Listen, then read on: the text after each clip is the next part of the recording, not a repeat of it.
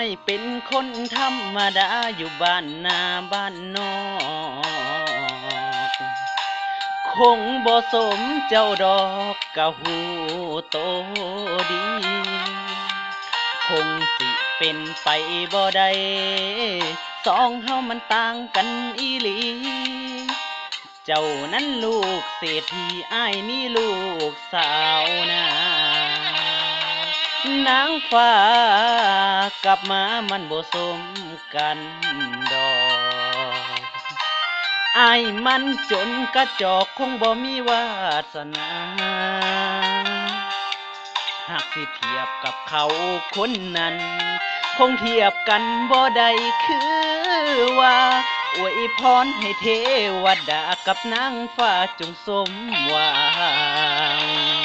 ไอ้บ่มีหยังจะไปเทียบเขา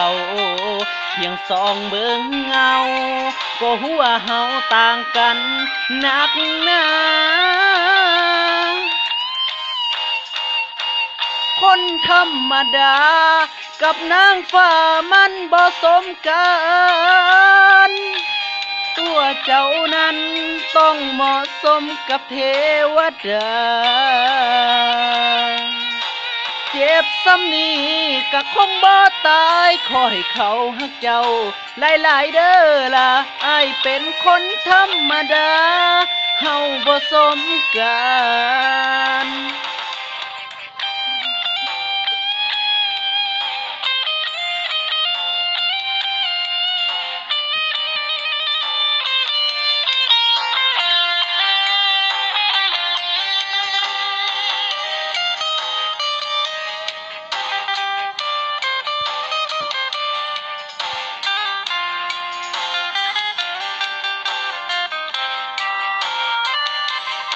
ไอ้บ่มีหยังจะไปเทียบเขาเพียงส่องเบิ่งเงาก็หัวเฮาต่างกันนักหนา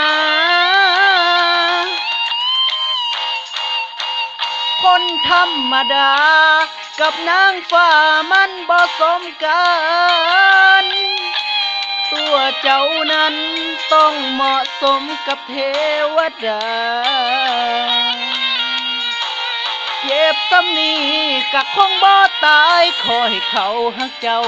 หลายๆเด้อล่ะอ้ายเป็นคนธรรมดา